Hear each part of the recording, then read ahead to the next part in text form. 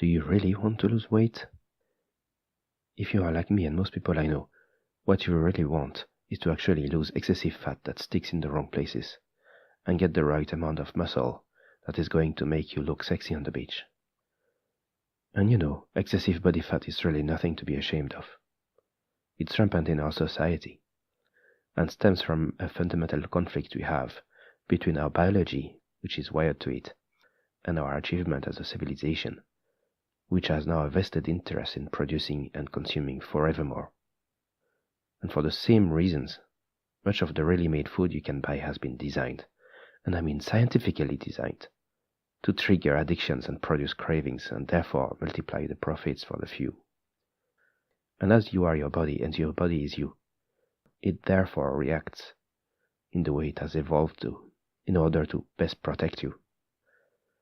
Fat gain or fat loss is a lot more complex than what the scale says, and much more complex than the simplistic calories in and calories out equation, because it involves many hormonal and energetic pathways.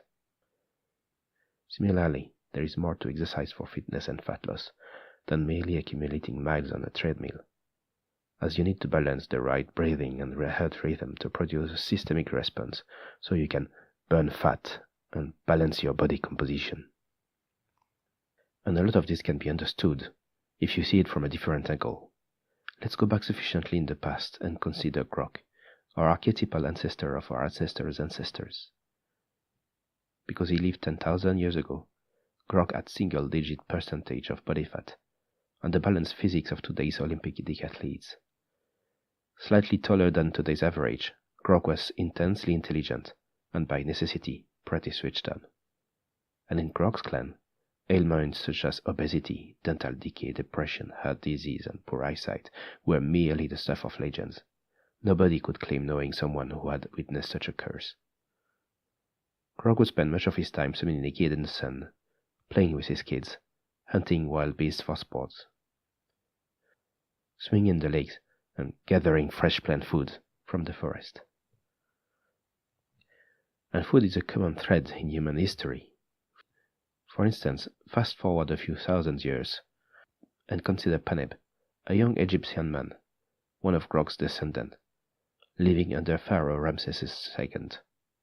Wheat is abundant, as are the slaves working in the fields and the soldier patrolling the borders of the empire. Unfortunately, life isn't always easy. Paneb's mother passed away, giving birth to his fifth sibling, and his father followed shortly after, taken by a fever. And not even the royal family is safe, as Pharaoh Ramses' own sister was stricken down with a strange evil sent by the gods, and a large mass of tissue grew in her chest and eventually killed her. And 4,000 years later, Professor Kent from Manchester University would analyze her mummified remains and diagnose the first and only case of cancer for the whole of ancient history. Apparently successful in his tenure, Professor Ken is struggling with his personal life, as his doctor just placed him on Lipitor, which has the unfortunate side effect of killing his libido, which in turn triggered a host of marital issues. Adding to this, the tension with his teenage kid meant that Professor Ken was recently diagnosed with depression and prescribed some Prozac. And as he goes zoned out through most of the days, he only gets things done thanks to frequent coffee refills. And because he lacks energy, he got the tendency to overeat and frequently binges on pizza. Had he lived 20 years later, he would have noticed the emergence of epigenetics, which is 21st century development in genetic science. About 10 years ago, scientists started to discover that whole portions of the DNA, your cell's blueprint for life, can be switched on or off based on environmental stimuli. This is what makes your brain cells and your liver cells, which share the exact same DNA, develop and behave totally differently. And environmental stimuli such as diet, lifestyle, and exercise are also what separates the DNA expression of the healthy you, with a body and mind working at the top of your game, from the DNA of the sick you, with cells sending conflictual signal, a disoriented body, and a foggy mind. And so, you too, you can make profound changes to your health and body composition by adjusting stimuli such as diet and activity towards what you are meant to be doing as a member of our fundamental hunter-gatherer species. And from now on, you will enjoy eating primarily fresh, organic and natural foods that include animal meat and animal fat, wild-caught fishes, fresh vegetables, fruits and nuts. And every time you eat, you will pay close attention to all the sensations of eating, of the food, of its taste and its texture, how filling it is, and how sharing meals with people can be a fun time to share your day. And therefore, the daily choices we make constitute the fundamental and most basic power our mind has over DNA and over matter. And this discovery is making ripples across biosciences and medicine, with implications that will go far and wide.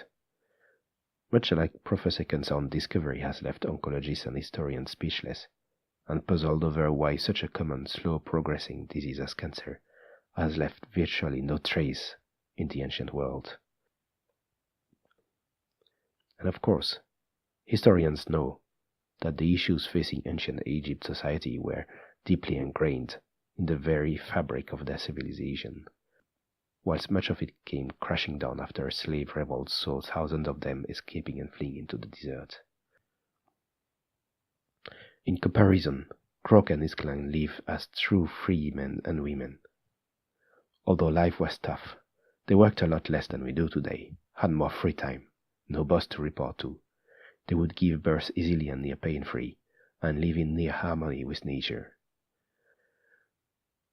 And if Croc managed to avoid the spear of his enemies, he would look forward to becoming an active great-grandfather. And as your body fat melts away, you will soon notice inches coming off your waistline, accompanied by renewed energy level you didn't know you were capable of. And as you will explore your newly found strength, you will embrace new and upcoming motivation for creativity, enjoyment and fun, and possess the courage to face your potential for greatness and success in all endeavors, whilst unbeknownst to you, underneath the surface, your more efficient metabolic engine will continue to rejuvenate, rebuild, and nourish yourself.